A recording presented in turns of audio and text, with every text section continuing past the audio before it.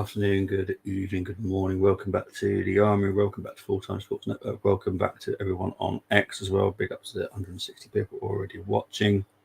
We're here to do the match reaction to Arsenal 1, Brighton 1. A lot of controversy, have to be honest. Chris Kavanagh needs removing. Well, as long as the intro is back, big up to Munsey. You got Lincoln, by the way, today, not Wrexham.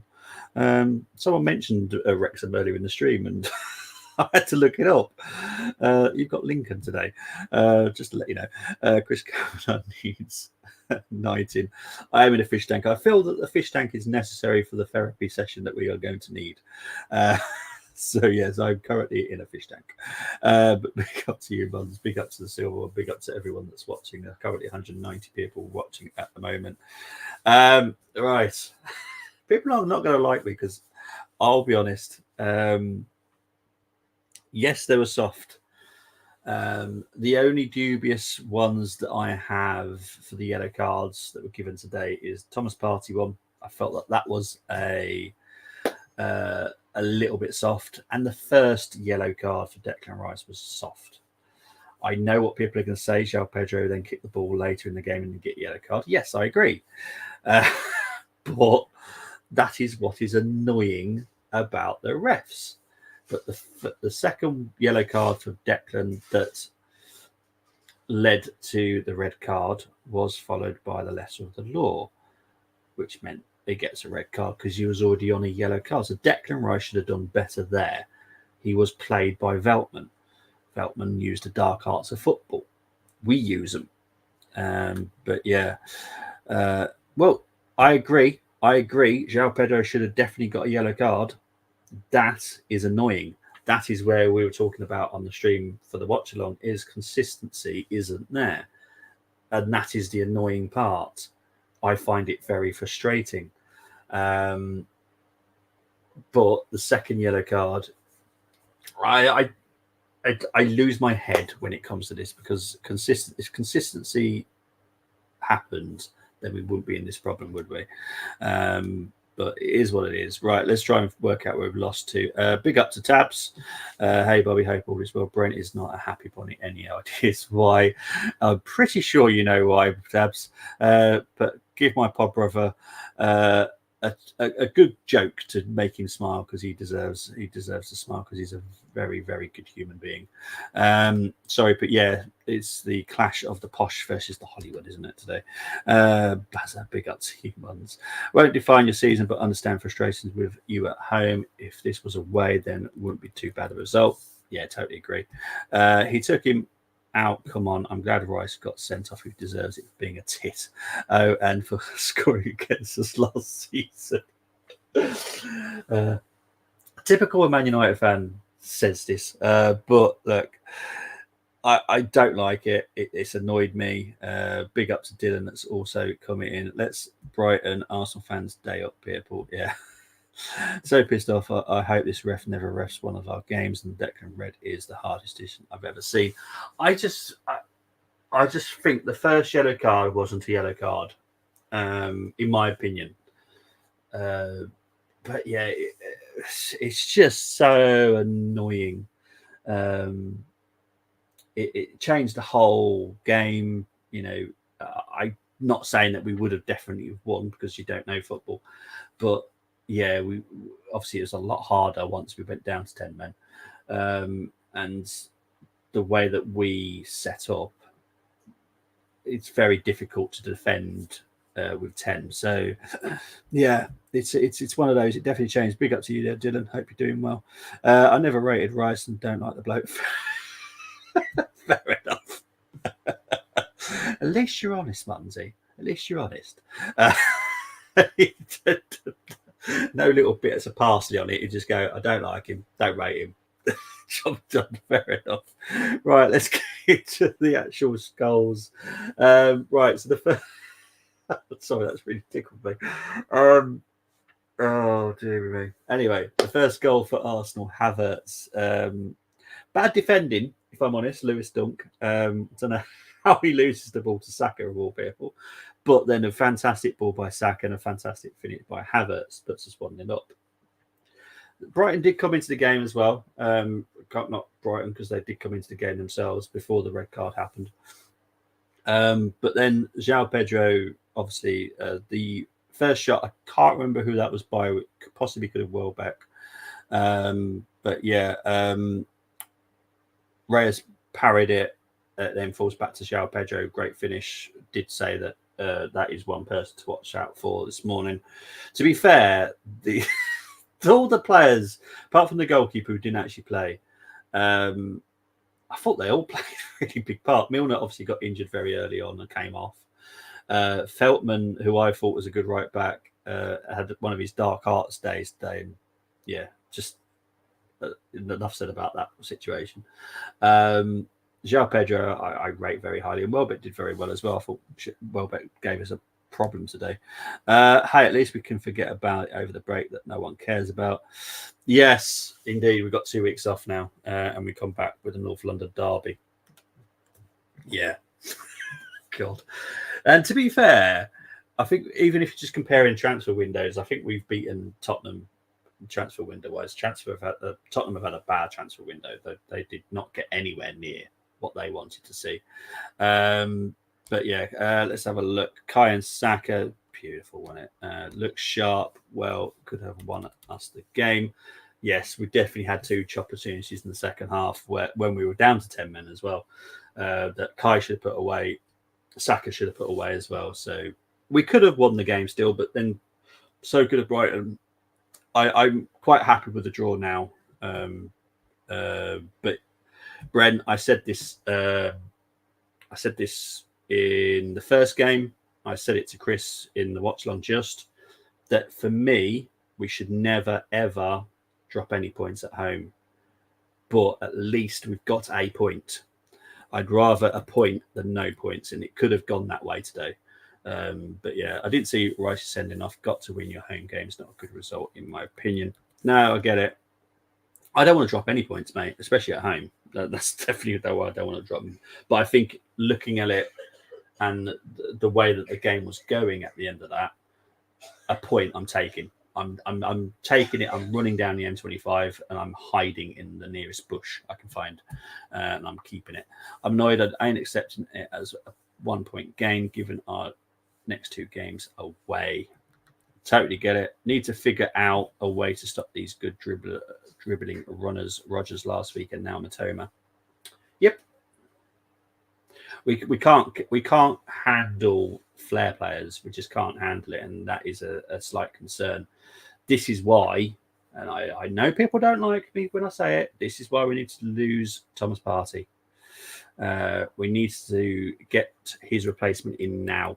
But yeah, Arsenal had their chances. Look, red card played a part, but chances showed lack of striker for me. Oh, Chris, how did you know that any Arsenal fan wanted a striker this summer? How did you? It's ridiculous, isn't it? It's literally bit us on the butt the following day after the window closed. Who knew that would happen? Rice looks off form. Yeah, Rice doesn't look quite right. He didn't look quite right throughout the whole pre-season. He didn't look right playing for England, if I'm honest, as well. So, yeah, I'm very impressed with Saka today. I thought Saka was brilliant today. I can't knock him really, apart from I can't even really knock that chance yet. He was running full pelt. I feel Sterling is vitally important to us now. It's becoming more and more obvious that he could be very, very vital to us if we've got the Sterling that we all hope we've got the Sterling for. Brenny agreeing with the silver one. TP5 should not be here, in my opinion. He has overstayed. The problem now is that we don't have much options. Correct. I'm still in the opinion of we should have sold Thomas Partey last summer and bought in Zubimendi. I still believe that. I still think that's what we should have done. We didn't. The next player, weirdly, that we should have signed to replace Thomas Partey has now gone to another club. But it is what it is. We are going to struggle replacing him, I'll be honest. But yeah, no harm in playing Saka and Sterling. 100%, mate. I honestly do think, and I'm sure people will disagree with me on this one, but I have no issue with playing. Not going to choose the left side. Saka, Sterling, and either Trossard or Martinelli. Having all those three at the beginning, at the front, at the top three, and yeah, letting them get on with it. I think that would work. Sterling can play and has played number 9 before. He can do it. What you could also do, crazy this idea actually, but I've just come up with it, so bear with me. It's Havertz number 10, Sterling number 9, a bit like a Bergkamp and Wright situation. That could happen. But you could even do Odegaard as well if you wanted Odegaard as number 10. But yeah, I think Sterling is going to give us so much more versatility than we actually think. I'm actually quite excited. The more it's getting into my brain, the more excited I am by it. It was never our top target. We all know this. We all know who our number target was. But I do like this idea. I'm quite excited if we've got the Sterling that I hope we've got. If it's the annoying one, then yeah, I might lose my head a little bit. Carsley better return all 3 gunners in good shape and well rested, but I wouldn't count on it. I don't count on it. I'll be honest, I won't count on it at all. Playing Saka and Sterling, Partey looked very sloppy. Yep, should have got rid of him. Sterling, Kai, Saka will be electric. I hope we can see Ethan get involved this season. We will. He will get similar to Smith Rowe minutes, possibly more as well. That's the plan. Let's hope we stick to that plan because I'll be honest. I think Nwaneri would have been a great idea to come on today instead of Martinelli. And that's not me knocking Martinelli, by the way, either, because I rate Martinelli very highly. But it's the unknown with Nwaneri. Now, Nwaneri would have come on and whoever he had to face in the Brighton defence wouldn't have known so much about him, so wouldn't be prepared for the way that Nwaneri plays. Now, Nwaneri is very explosive, very exciting, extreme talent. I just think he could have caused a bit of an issue, especially to a slower Lewis Dunk and Van Heck as well. I think he could have caused a bit of an issue. That's just my opinion. Is there a plan to get Martinelli more central? I believe he is good, very good running in behind, and he is also a good header. Now, the situation is... Big up to Rose. I'll just see your comment. Martinelli, this is an important season for him. Now, we turned down a bid in the summer for him. Now, I feel if he has a bad season, I feel that we will sell him next summer if necessary. We do need to take our earlier chances, though, 100%. How far is Miles from playing in the Premier League? Arteta needs to trust these two more. They are ready.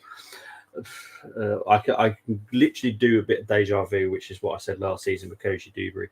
Now, Koji Dewberry for me was ready. I saw enough of him, and it's the unknown. And he would, yes, there might have been a couple of games where he looked a little bit lightweight, but he would have soon picked up. And Brighton don't feel the same way about him as well, because that's why they sent him to Blackburn. So I'm going to look forward to watching him at Blackburn. But yeah, it's Miles is definitely not far behind. Now, I think the long-term plan for Miles Lewis Kelly is they are not looking at him as a DM. That's, for me, the wrong decision. He's bulking up. We've got Max Doman as well that's in the youth. Great hopes for him. Great hopes. He's 15, I believe, so he's a couple of years away. But yeah, it's one of those. I will never give up on Arteta making sure he gives our youth a chance, because I know the talent's there. So it's Arteta not trusting. That's the big problem. Big up to Rosie saying, Gurphy, hope you are well. Hope you're well too, Rosie. We do that. We avoid situations like today, 100%. Agree 100%. 2 games now. We've had so many early chances, could have done into the break, scoring 2 at least. They will end up leaving otherwise. Totally agree. We can't be losing any more players. We've lost 3 big ones for me this summer. 3 massive players for our future. I can't lose any more. I can't. I spoke about the next 5 or 6 that I'm excited about next, and I'm not setting my heart on them anymore. And that's a sad affair for me, because I get excited about our youth. But yeah, I'm not that hopeful anymore at the moment. Yes, Brenny, I'm the same. I'm going to be following his career. I'm not like many Arsenal fans where I literally follow everybody that leaves, but there are definitely some that I get attached to, and Koji Dubry is one that I've definitely got attached to. I miss Cazorla. Hopefully Cazorla will return one day in the coaching role. I do hope so. I miss Perry Groves. A lot of people call me Perry Groves for some reason when I was younger. I don't know why. But let's move on to the stats of this game. It's not good reading, if I'm honest. Possession-wise, we all know what happened with the possession. Obviously, we went down to 10 men, so that changed the whole complexion of the game. 11 shots, 22 for Brighton. We all know why, let's be honest. Nothing. That red card changed the whole game. So that's why there is 22 shots for Brighton. Nothing more than that. 7 shots on target for Arsenal. Just the 4 on target for Brighton. 3 corners for us, 7 for Brighton. I'll quickly skip the next part. I'll go to XG. So 2.02 for Arsenal, 2.01 for Brighton. Final third phase. Now this is concerning, like really bad. I'm going to guess that Arteta is going to be furious when he sees this stat, because this is horrendous for us. For the way that we play, this is horrendous final third phase. Now, whether or not a lot of the kicking away and just trying to get the ball away has affected this stat, I'm not sure. I don't think it does, because it's more to do with the passes in the final third. But I do need to double check on this. But as far as I'm aware, this has not affected. It hasn't affected the stats. But it's 57% for us. Brighton's is 85%. This is the final third phase passing accuracy. 57%.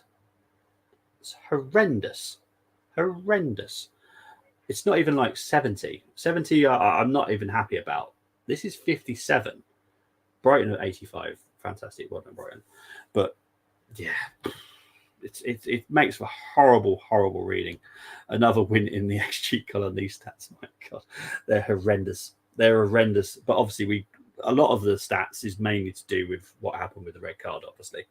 But the XG, not the XG, the final third phase passing is not, as far as I'm aware. That is scary. 57% passing accuracy in the final third phase. It's scary. Anyway, starting 11. I think we were all quite happy with the starting 11, if we're honest. No major shocks. Martinelli was dropped. Trossard came in. Obviously, he had a great game against Villa when he came on. So, literally nothing we could say wrong with the starting lineup. I don't think we can say anything. But big up to Temi, who's come in the house season in, season out. Weird things happen on the pitch that result in goals conceded or a red card. I'm tired of being robbed every season, says Temi. I hope West Ham don't bend over again tonight like they did in May. They won't. I think that could be quite a difficult game for Man City. I'm obviously not going to watch it because I don't watch anything to do with Man City. But yeah, I think it will. I'm trying to take my headphones off there. But I think it's going to be a tricky game. I definitely hope so. I'm going to tap into my inner West Ham and hope that they get a result tonight. But let's get on with the team. So obviously it's Raya, White, Saliba, Gabriel, Timber, Partey, Rice, Odegaard, Saka, Trossard, and Havertz. So I'm going to quickly do ratings. Guys, put your ratings in the comments, and I'll go through them as get to that part. Raya. 8. He did enough to deserve an 8 for me today.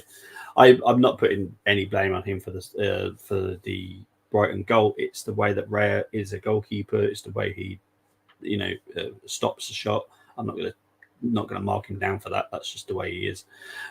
White 7, Saliba 7, Gabriel's definitely a 7. I put a little bit of blame on him for the second goal because I thought that was quite weak defending in the first place that led to that attack. So yeah, 7 for me for Gabriel. Timber wasn't fantastic. There was a moment in the first half with Minte. He came in and got a header away, which he shouldn't have got anywhere near that, if I'm honest. So he gets a 7. Thomas Partey.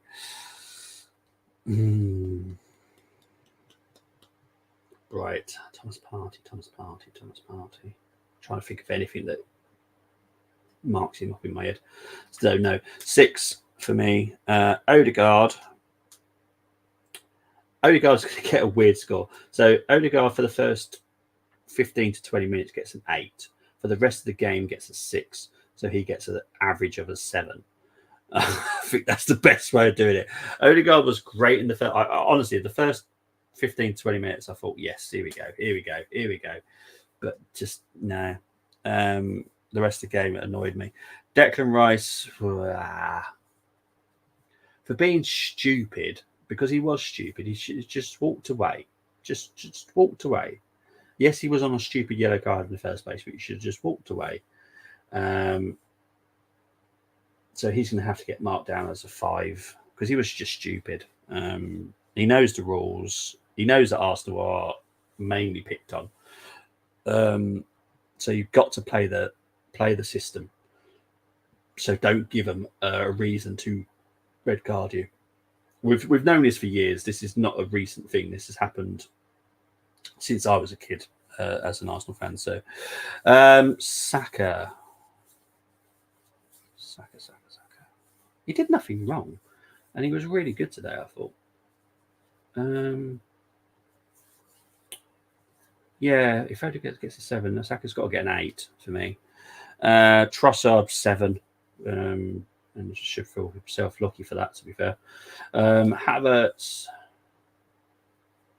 7. He didn't do enough to get an 8, and there was a chance he had.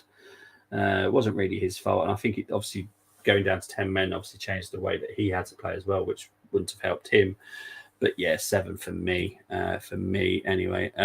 Let's have a look. Let's have a look-see.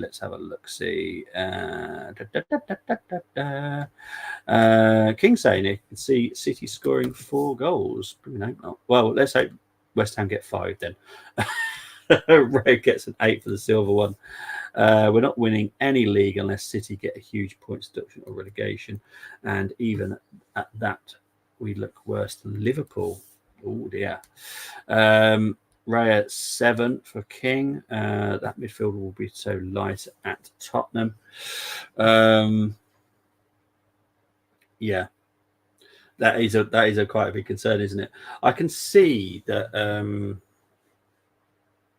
yeah, because obviously we've got no Fabio Villa, we've got no Smith Rowe. Marino will still be out as well. Jeez, what the hell are we going to do? Thinking about it.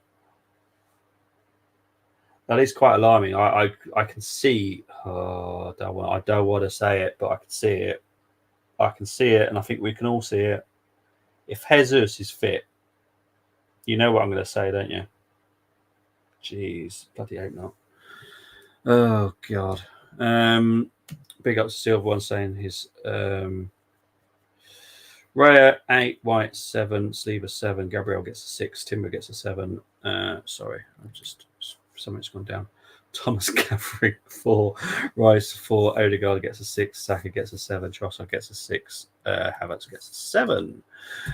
King giving White a 6. That Norwegian robot is in form. Well, let's hope it's not for too much. Saliba 7, Gabriel 7, Timber 7. Odegaard, Partey, and Kai. That's what I can see. Yeah. It makes me feel sick just the thought of it. It really does.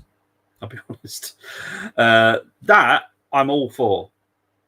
I'm all for putting Zinni there or putting Timber there. I've got no issues with any of that, but you know it's not going to happen. Yeah. Because if Jesus is fully fit as well, it's going to be Kai, you know. I love Kai, but he's not a midfielder. Not that type of midfielder, anyway. I think he could do more Odegaard role than he can do like a defensive job. It's just bleh. Yeah, let's hope I'm wrong. I hope I'm wrong. Right, let's get into the substitutions. So Calafiori came on for Trossard. Yes, this was just after the red card, wasn't it? So, yeah. I'll be honest, I don't remember him doing much. He looked comfortable. Didn't do anything wrong. I don't want to mark him like Odegaard. Mark him like Trossard.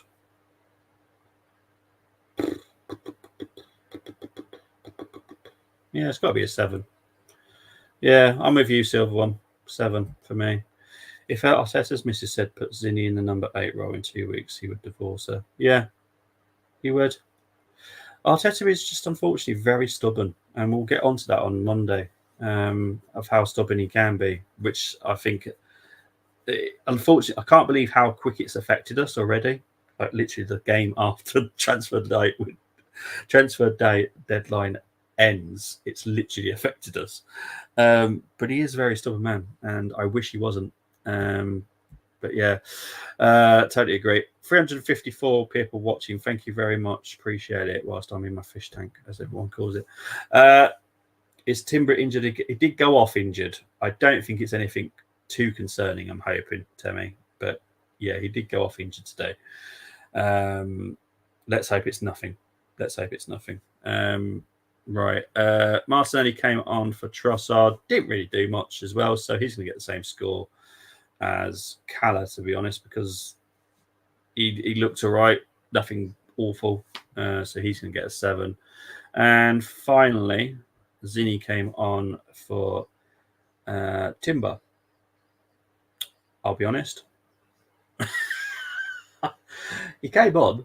Did he do anything? I don't know. Yeah, I am free on Monday all day if you are on live. 7 o'clock, mate. Are you free 7 o'clock, Bren? If you are, let me know and I'll send the link to you. 7 o'clock, I'm doing the stream, mate. Actually, I'm scoring Gabriel down for injury. Marino gets a 4. I get that. Obviously, for people that don't know, Marino is out injured for a training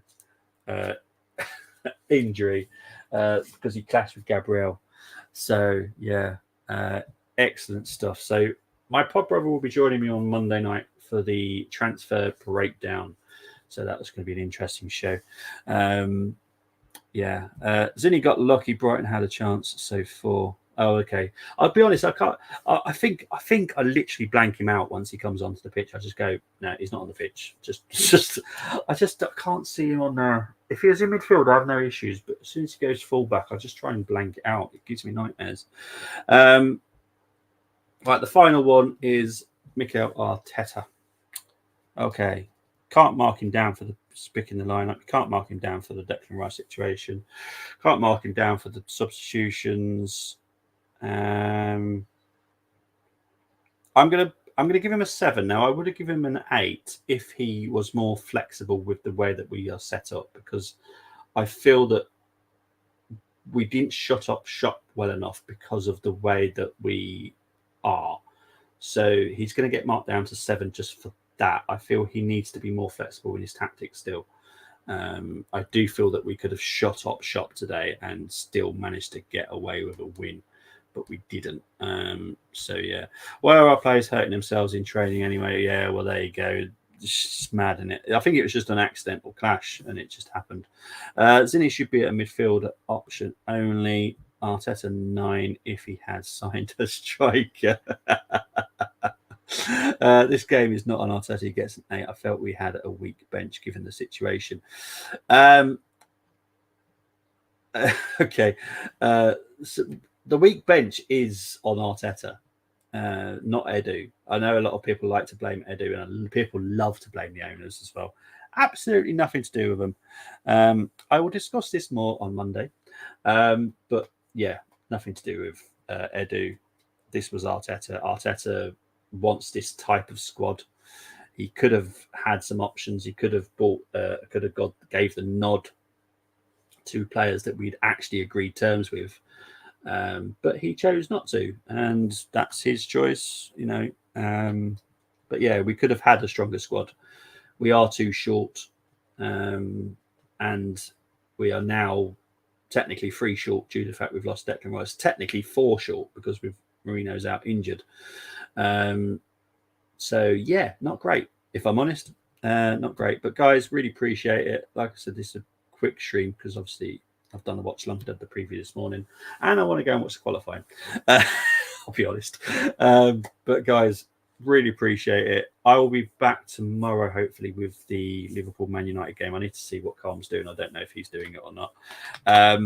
But yes, guys, really appreciate it. I'll speak to you very, very soon. Definitely Monday, joined by Pod Brother. Yes, look forward to that. Guys, I'm out of here. Take care. Enjoy the rest of your weekend. Bye-bye.